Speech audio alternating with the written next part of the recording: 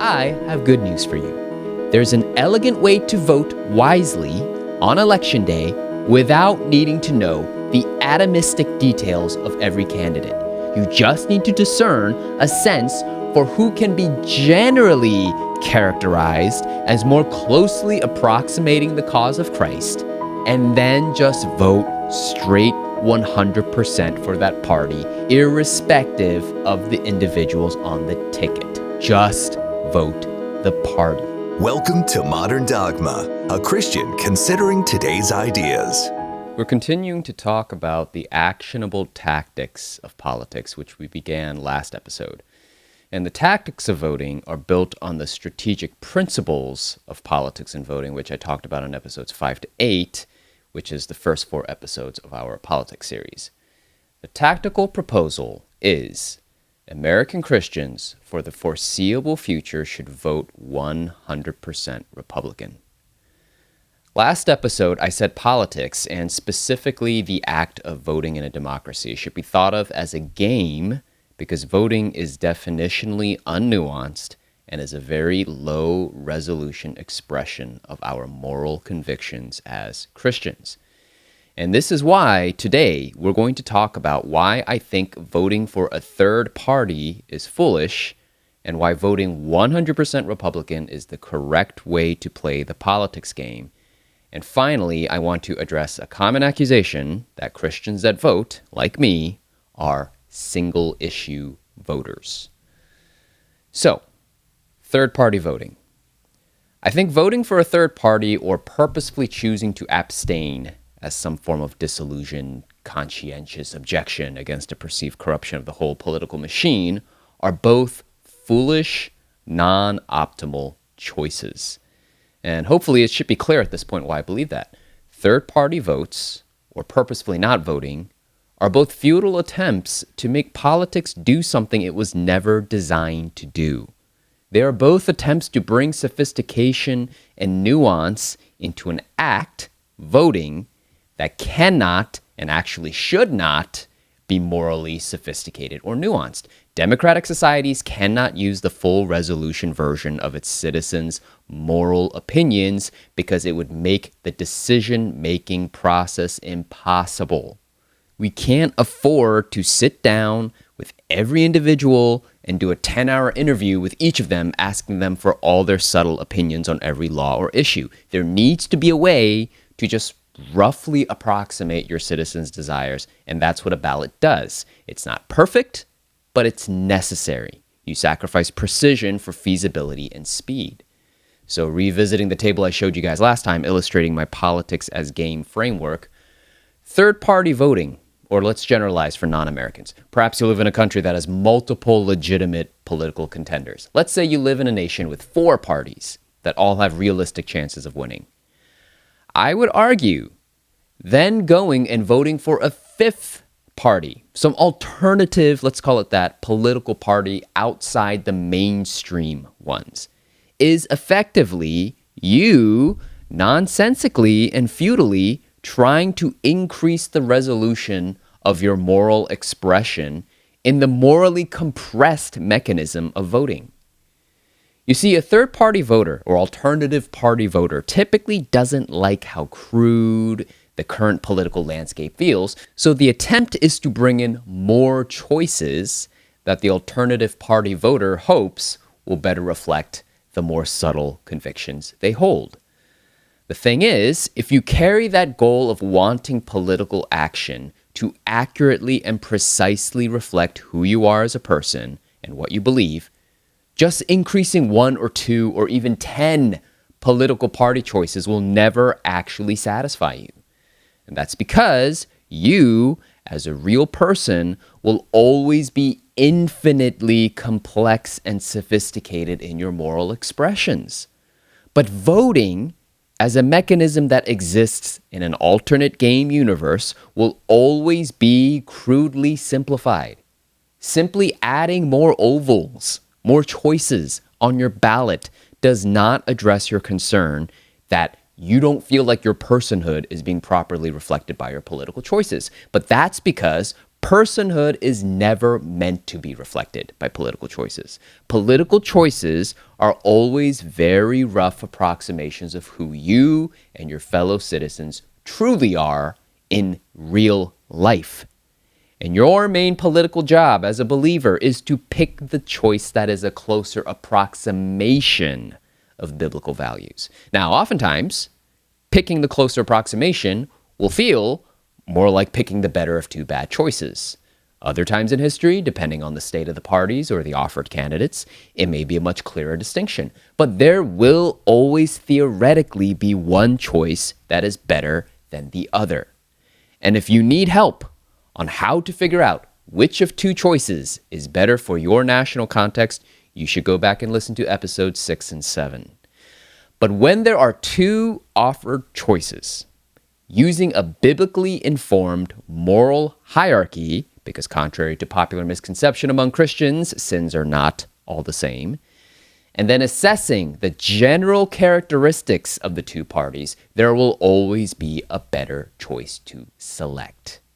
And a critical reason it is important to select among the mainstream choices is because alternative party votes or non-voting are still choices that effectively help one of the mainstream parties. So let me repeat that again. Even if you vote for a third party, or even if you conscientiously object to voting at all, I submit you are still effectively voting for Republicans or Democrats in spite of your attempt to avoid doing so. The analogy I would use for democratic societies is your mainstream political parties are black holes. And by living as a citizen of your nation, you are inherently beyond the event horizon. There is no escape. No matter what kind of action you attempt to make, no matter how nuanced you're trying to be, sorry, like it or not, you are effectively supporting one or the other party. There is no real alternative choice. Any third-party vote you are casting, or even a non-vote, is effectively an illusion. One or the other party is being helped. And this is because every one of us, gun to our head, will have some kind of leaning, some kind of slight inclination to vote with either the right or the left. But that means if you choose to not actively vote with the mainstream right or the mainstream left, that decision you make that you are hoping is subtle and high resolution and transcending the rabble actually in reality effectively helps the party opposite to your leaning. And this is a fact so well known by the mainstream political parties that on top of trying to actively coax their base of superfans to go out and vote or persuade the fringes of the opposing party to their side, there are also documented efforts in the past for parties to target certain demographics on the other side to not vote. And this is because the parties know there are certain demographics, certain slices of the population that are generally so hardened against them, it's pointless trying to convince them to flip sides. Rather, the only thing you can hope for is to at least demoralize or even straight up illegally prevent them from voting. And this is exactly what the U.S. Supreme Court concluded Democrats were conspiring to do using the so-called grandfather clause in Oklahoma's Voter Registration Act of 1910. You see, when Oklahoma and most other southern states were admitted to the Union, they had to comply with what was known as the 15th Amendment, which was ratified in 1870, which stated the federal government and each state was prohibited from denying or abridging a citizen's right to vote, quote, on account of race, color, or previous condition of servitude, end quote. So Oklahoma adopted a constitution saying so, nominally, but then they did something sneaky. You see, Oklahoma instituted a literacy test their citizens had to pass before they cast a ballot. But the grandfather clause stated if you had a grandfather that was eligible to vote before 1866, you were exempted from the test. And lo and behold, most so-called black people, there's no such thing as a white or black person, by the way, so you can check out episode 10 if you want more details there, but most of the Oklahomans who had a stereotypical appearance our society calls black just happened to all have grandfathers who were enslaved and therefore were not eligible voters in 1866. So whereas if you were an air quotes white illiterate person, you'd be able to vote, almost uniformly, all the black people were subjected to the literacy test. What a coincidence, right? Now, theoretically, this would have posed a fairly insignificant problem for Oklahoma black people in the early 1910s, as recounted by Oklahoma Republican U.S. Representative Bird McGuire in 1941, quote, "So far as Oklahoma is concerned, there is a schoolhouse for every Negro where he can go, for every Indian and every white man. You can see what it means to all white men, and you will see what it has meant for every Negro.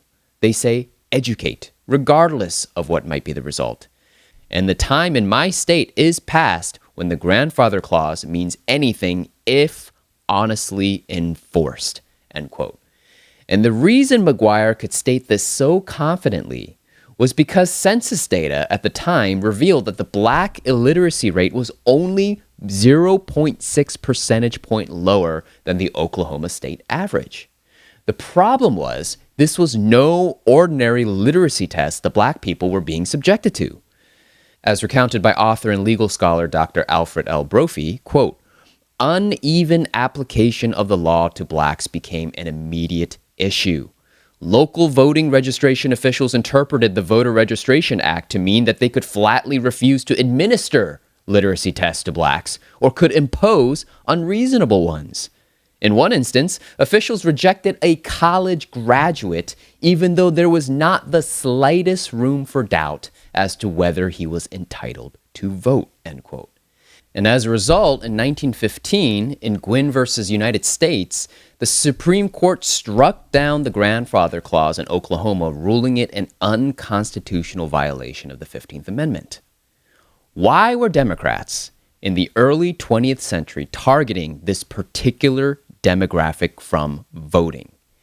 Because the widespread understanding at the time was that black Americans were almost uniformly Republican voters. Now, don't put too much stock into how I keep saying Republican and Democrat in this sordid story of American political history. Ironically, I'm actually open-minded to the common retort by modern-day political liberals that the U.S. parties changed significantly at some nebulous point in past history. Whether or not it's actually true and to what degree, I don't really know, nor do I really care.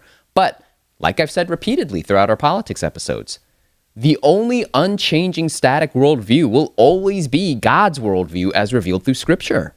Man's opinions, as expressed through various tribes and teams and political parties, are always slowly shifting around because men are unstable, sinful, and unreliable creatures. I don't expect whatever characterized the Republican Party 100 years ago to be exactly the same as today.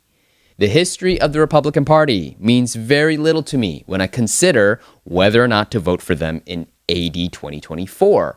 What I care about is what they are today in relation to Scripture's teachings. Rather, the whole point of my story about the grandfather clause is to show that the United States mainstream political parties, for a very long time now, factor into their calculus and have even illegally acted on their desires to see certain segments of the citizenry not vote. And therefore, I have unfortunate news for you conscientious objectors out there. You not voting is not a transcendent opting out of the system as you hoped. You becoming demoralized and not voting is exactly what either the Democrats or the Republicans, depending on your demographics leanings, want to see. The parties don't have this attitude of, too bad. Johnny from First Baptist Church of Nevada isn't voting. Looks like he's just going to be a total non-factor in this upcoming election. No. The Johnnies of First Baptist churches across the U.S. not voting has real implications and actually directly increases the probability of the Democratic Party winning. Johnnies of First Baptist, I'm sorry, you can't escape. Your decision to do nothing is actually still a decision, and you've effectively decided to help the left, though unwittingly. And that's because Johnny would have voted, in all likelihood, Republican. And I know this because in a 2014 study by the Pew Research Center, so a little outdated, but it's the latest religious study they performed. Demographers discovered a strong positive correlation between Americans that attended church regularly and affiliation with the Republican Party. To be specific, among Americans that stated they attended church at least once a week, 44% indicated they were either Republicans outright or at least leaned Republican, while only 29% stated they leaned Democrat. Johnny, the regular attendee, a First Baptist of Nevada not voting, is functionally the same as Johnny helping Democrats, and there is no way to escape that logical conclusion. There is no way to escape the black hole. You're a citizen of the U.S. You exist. You belong to some critical demographic. I'm sorry. You're not as special and unique as you think you are. You're beyond the event horizon of the political machine. However, while we're beyond the event horizon, you can make a choice. You can either make a positive decision about your situation and which black hole you end up in, or you can passively just get sucked into one of the political party's singularities as a hapless victim. And what I'm proposing is it's wiser to just accept the bored state of the politics game. Accept reality for how it is rather than how you want it to be, and make the wisest choice possible. In the field of decision science, there's this concept called an opportunity cost, which is a very profound way of describing how when we choose one alternative, you are also implicitly making a decision to not choose the other alternatives. When you pick choice A, you're not just making that one decision. Embedded in choice A is the decision to also not choose choice B. You're making the decision to cut yourself off from the path that would have branched off from choice B. And if you were to choose neither A or B, again, there's an illusion that you're making no choice. You've opted out and transcended this mortal coil into a realm of true neutrality. But the concept of opportunity cost reveals that that's a mirage. Not making a choice is itself a choice, and it's revealed by the concept of opportunity cost. Outcomes have changed in your life by being paralyzed into making no decision. You could have gone to college ABC. You could have gone to college DEF. You got so paralyzed, not knowing where to go, so you decided not to go to college at all. Now, perhaps, this is just an analogy, by the way, but perhaps your earning potential is now stunted for the rest of your career because of that lack of decision. You say, well, I didn't have to pay the tuition. I at least saved money there. You've paid for your so-called non-decision multiple times over by suffering the hidden opportunity cost. All the promotions that could have been will now never realize on the path you've chosen to walk. The concept of opportunity cost is precisely what the servant with the single talent was punished for in Jesus' parable. If you recall from Matthew 24, verses 14 to 30, Jesus gives the analogy of the kingdom of heaven like three servants that were given different amounts of money to use wisely while the master was away. The servants with 2 and 5 talents go and use the money, invest it, trade it, do business with it, and they make a return. Well, the third servant thinks he can just opt out of choosing entirely. He thinks there's a hidden, transcendent alternative option where he just doesn't play the game. He takes the 1 talent he's given and hides it, burying it in the ground. No return. But hey, reasons this last servant, no loss either, right? Better than wasting it, right? Wrong. How does the master respond on his return? Quote, "You wicked and slothful servant. You knew that I reap where I have not sown and gather where I scattered no seed? Then you ought to have invested my money with the bankers, and at my coming I should have received what was my own with interest." End quote. Why is the master angry in this parable? It's because this last servant didn't account for opportunity cost. The transcendent, alternative, non-choice was an illusion. By not doing anything, he was still making a decision, and it was a foolish one. Now, please don't mishear. I'm not saying failing to vote in your country's democratic election or voting for a third party, effectively throwing your vote away, is the same in magnitude as not working for the kingdom of heaven. That's not what I'm saying. That's not the correct interpretation of Matthew 24. That's not a correct interpretation of what I'm suggesting here. But what I am saying is that Matthew 24 and the parable of the talents teaches us that God is aware of and in fact designed a universe full of hidden opportunity costs.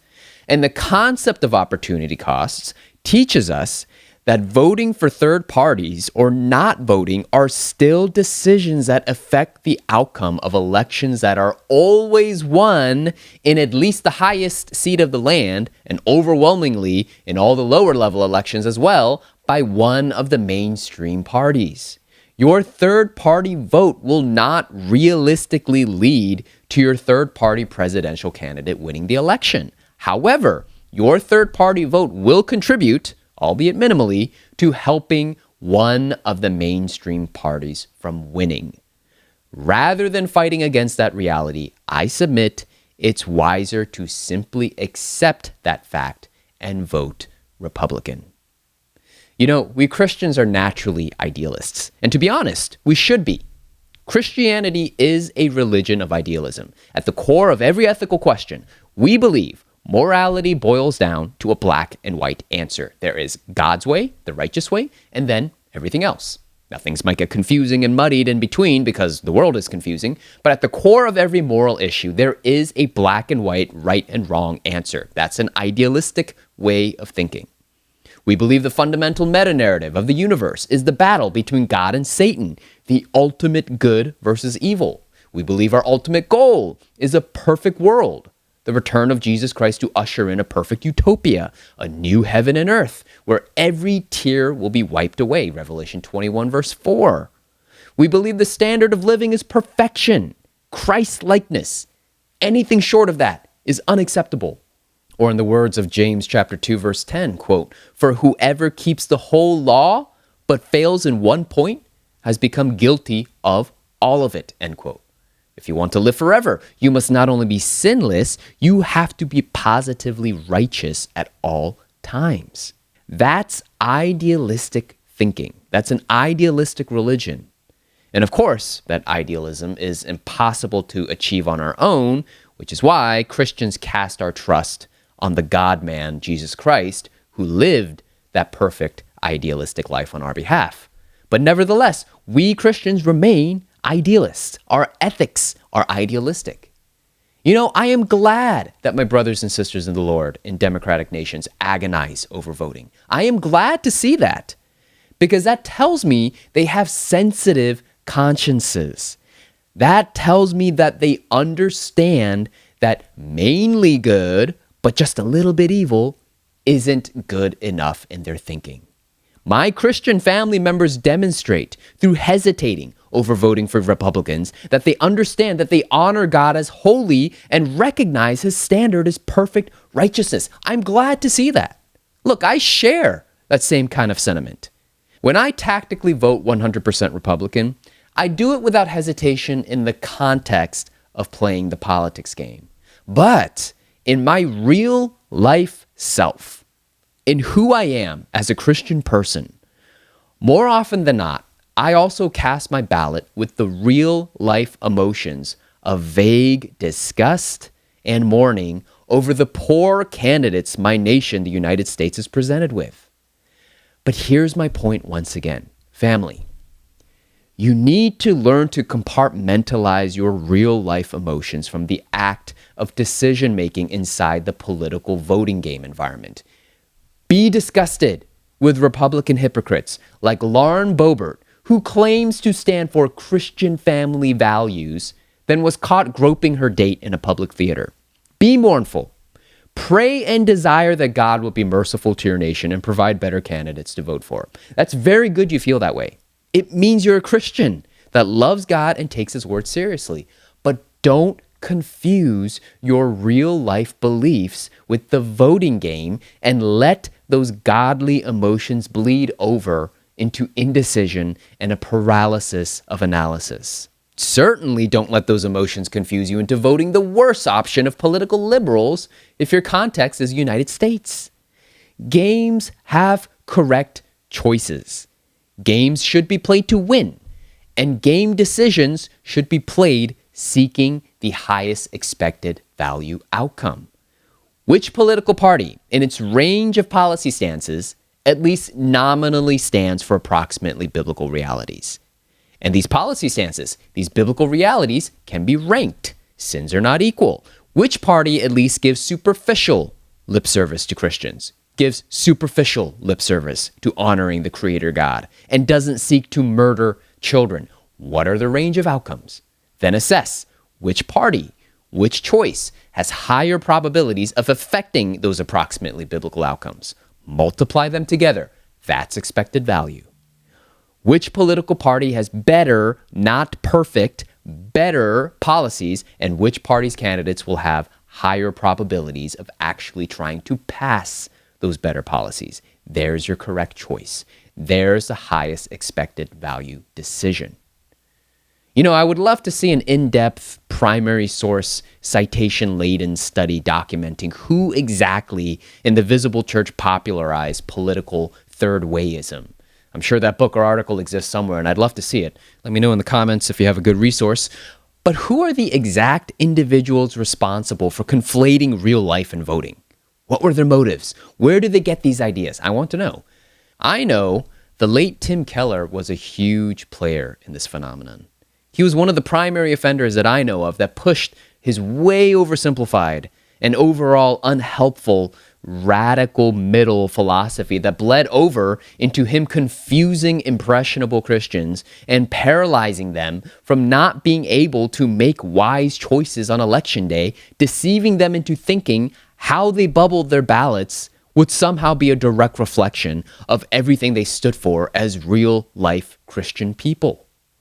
The Tim Kellers in the church today continue to put undue burdens and guilt on politically conservative believers, making them think that voting straight Republican is this worldly, fleshly way of thinking that only people that idolize the Republican Party would ever think of doing. Or if you do it, you at least should have the shame and embarrassment to not say it out loud. I still see it today, everywhere.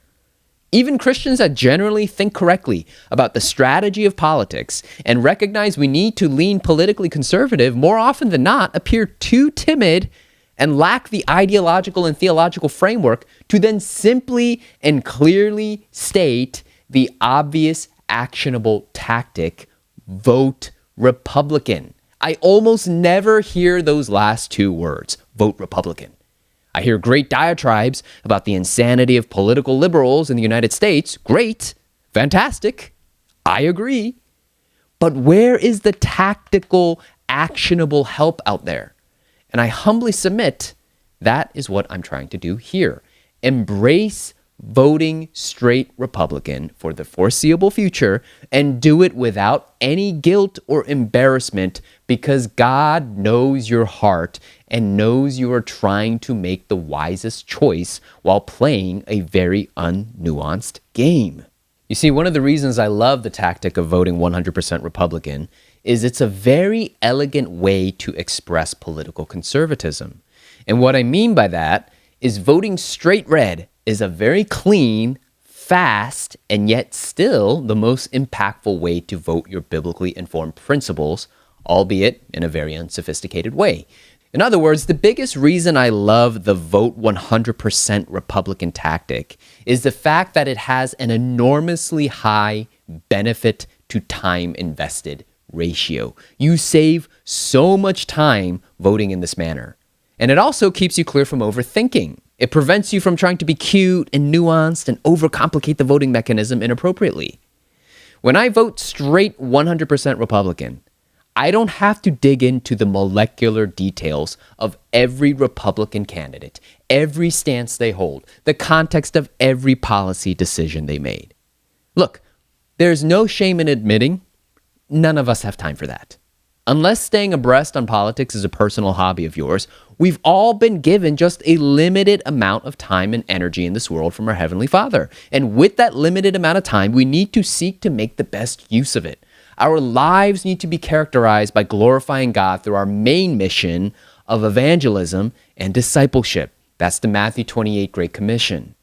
The idea that someone can know every political candidate in every political election is a complete unrealistic farce. People like to pretend they're so educated on politics. The vast majority of them are not. I say that as someone that I think probably knows significantly more than the average person about politics. And I don't say that to brag or say how smart I am. I say that mainly because I'm a huge nerd and I like to read about stuff like this. Again, it's my personal hobby. So I naturally like to stay up to date on current news and events. But most people aren't like me because they like to go outside and have more interesting lives, and that's okay. That's normal. Most of you find politics extremely boring. That's normal. You're a normal, likable person. What does that say about me? Who knows? But it's normal to not like politics. I have good news for you. There's an elegant way to vote wisely on election day without needing to know the atomistic details of every candidate. You just need to get a sense for the forest rather than the trees of the two mainstream political parties, Republicans and Democrats for Americans. You just need to discern a sense for who can be generally characterized as more closely approximating the cause of Christ, and then just vote straight 100% for that party, irrespective of the individuals on the ticket. Just vote the party. It's an extremely clean, elegant, time-saving tactic. And it turns out, happy coincidence, it is also the theoretically correct tactic. Because voting straight down a party line recognizes the self-evident truth that in a democratic system like the United States, the dynamics of the overall system of a political party overwhelms the individuals that comprise the political party. This is what I mean. Take the most powerful office in the land in the US, the president, right? Some would argue the Supreme Court justices, but you can't vote for them anyway. Take the most powerful office in the land that you have a hand electing. Sort of. You vote an elector is not the president. Anyway, yeah, forget that part. Doesn't matter. The president is super powerful, right? Wrong. Because like it or not, we are not electing a king. In a democracy, you could have your guy in charge as the president. Your preferred candidate as an individual has been elected to the highest office in the land. But guess what? If your president is running against an opposing Congress, he or she is going to be significantly hampered. This was the frustration of Democratic President Bill Clinton, who spent the majority of his two-term presidency fighting against a Republican Congress. Clinton would have loved to pass all sorts of liberal initiatives. He wanted to radically change healthcare, blocked by Republicans. He wanted to officially end the exclusion of homosexuals from the military. He had to compromise and turn it into don't ask, don't tell. Toward the end of his presidency, he became only the second president in the history of the United States to be impeached. The individual, President Clinton, was the most powerful individual in the United States. But nevertheless, because he was not King Clinton, when facing the system of the entirety of the Republican Party, he was so hindered in his ability to act autonomously that in 1997, the Brookings Institution characterized President Clinton's administration as, quote, governing in an age of no majorities, end quote. In democracies, I suggest that focusing on one singular candidate, even if it's the president of the United States, is ineffectual without the backing of the whole party behind him, which is why I vote 100% Republican. The political machine works as a system, not its constituent parts. You need to be thinking in terms of Republicans, not just an individual Republican. I'm actively thinking at the system level, trying to vote in an entire party, not just one candidate. On the inverse, this is also an additional reason, on top of the fact that politics and voting is an unnuanced game, why I don't get so hung up on who ends up on the ticket for the Republicans. Now, would I prefer a different Republican than President Donald Trump on the ballot this upcoming November? Absolutely.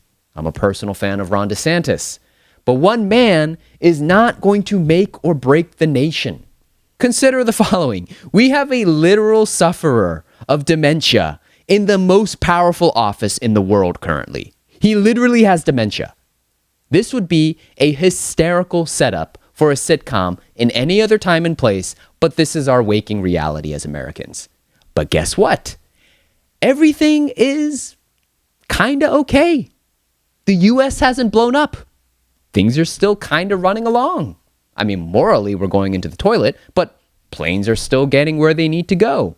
Our bridges haven't collapsed. Why? Because in a representative democracy, one man is not the ruler of the universe.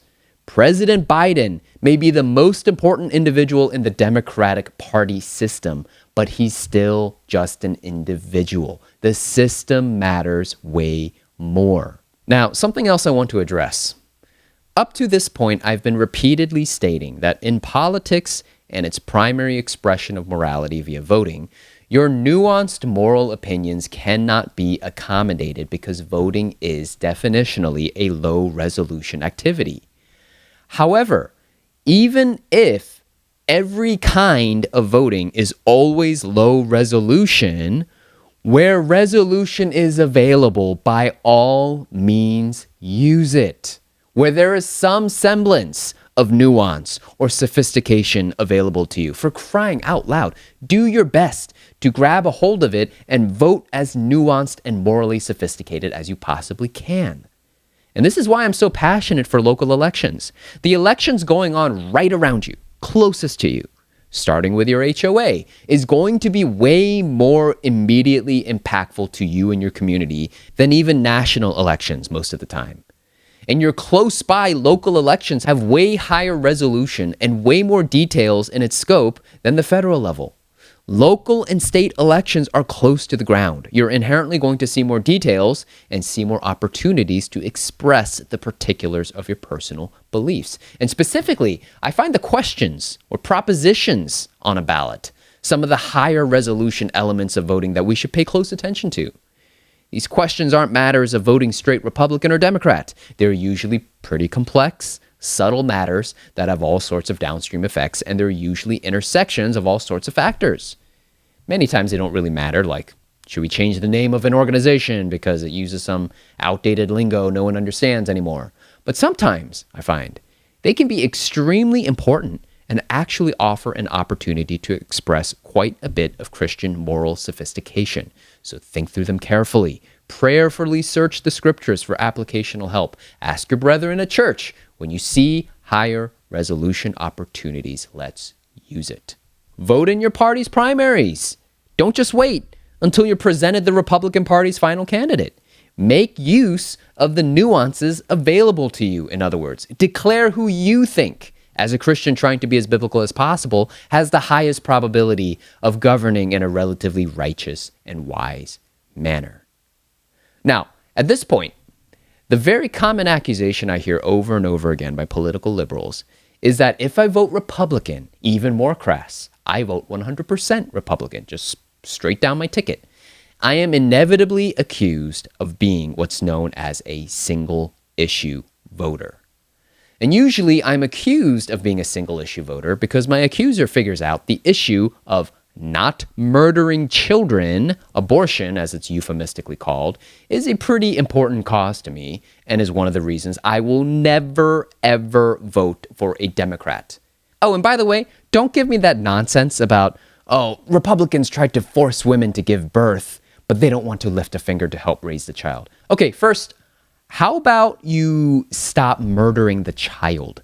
Then maybe we'll at least listen to you. Try not killing babies first. Have you considered that? Maybe the question of how we raise and support children becomes a little more relevant when they're not dead. But the argument usually goes, I'm a so-called single-issue voter because I hate abortion and recognize it as the Holocaust of our times. And here's my response.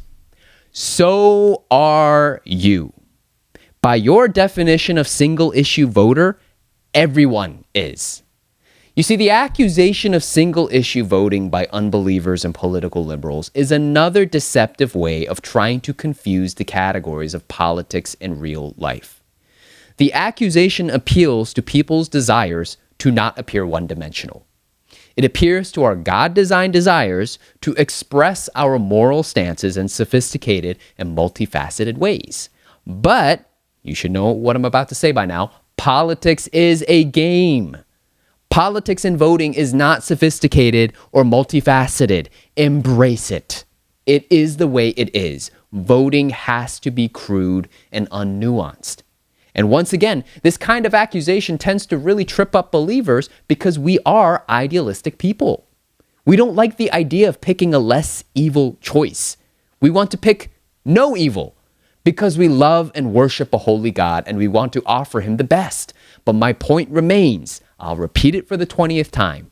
Politics is a game reality. Voting is a game. Your real life concern to not choose any degree of sin is a good and righteous concern.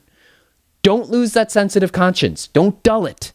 It is so important to be sensitive to sin in your real Christian lives. Don't fall into pragmatism in real life.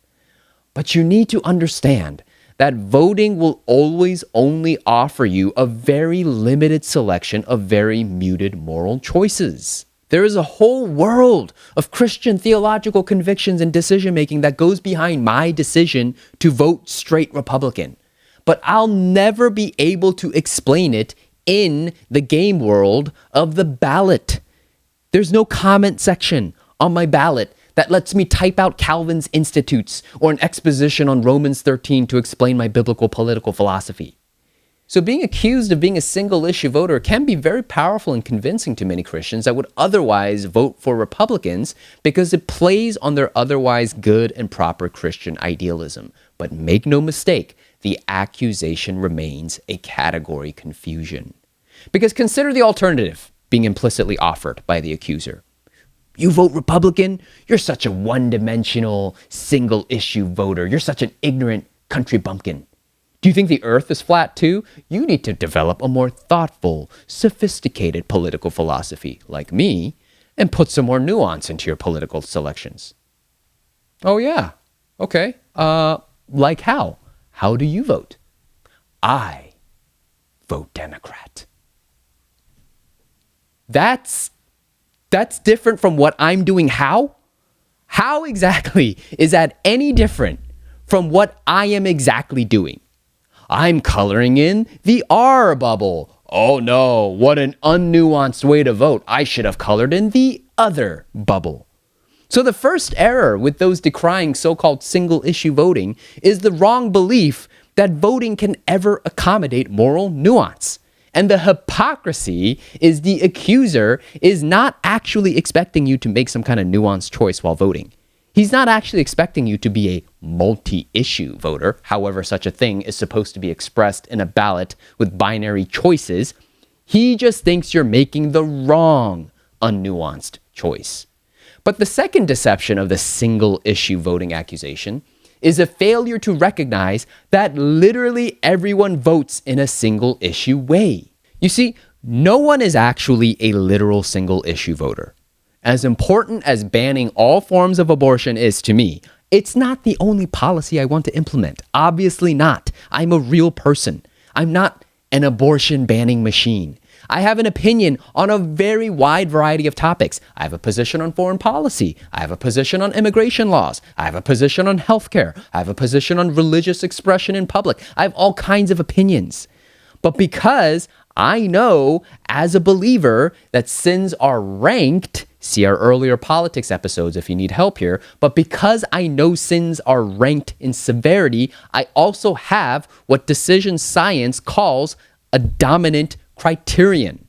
In other words, when I'm making a political decision, there are certain topics I think are more important than others, and you have the exact same thing. Look, what percentage of our national budget we allocate to the military versus entitlements is not an insignificant question. My government's fiscal and monetary policy are important issues I have opinions on. But not murdering children matters way more. It matters more because it matters to God more. This is one of the dominant criteria in my belief system as a Christian. It dominates all the other decision-making criteria that I care about. It's not my only criterion, but it has one of the highest weights. But everybody does this, is my point. When you're trying to choose what car to buy, the criteria you care about, the cost, the reliability, the fuel efficiency, the look, the color, these criteria will not be evenly weighted in the real world. Chances are there are one or two factors that outweigh, maybe significantly outweigh, the other ones. Does that make you a single-issue car buyer? Hardly. You probably care about the other criteria too. It's just that you care about one factor way more than the others. It might be a great-looking car with a good price, but you need this car to be reliable. If it's breaking down every 10,000 miles, you don't want it no matter what. Oh, come on. Is reliability all you think about? You're such a one-dimensional customer, cries your car salesman. Look at the beautiful color. Red, just like you wanted. Look, 40 miles to the gallon. But your annoying car salesman is not listening to you. Sure, you want a red car that goes 40 miles to the gallon, but it needs to not break down. Reliability is your dominant criterion. It's what you care about the most. You can think of reliability as the lowest rung on the high jump bar. It's your minimum. If the car can't even clear this first rung, the whole car is a no-go for you. But then here's the thing. Your dumb car salesman is accusing you of being a single-issue car buyer. Why are you so obsessed over reliability? Is that the only thing you care about? Again, no. But you need to, at minimum, provide me with a car that doesn't regularly break down at 10,000-mile intervals before I'm even interested in the car.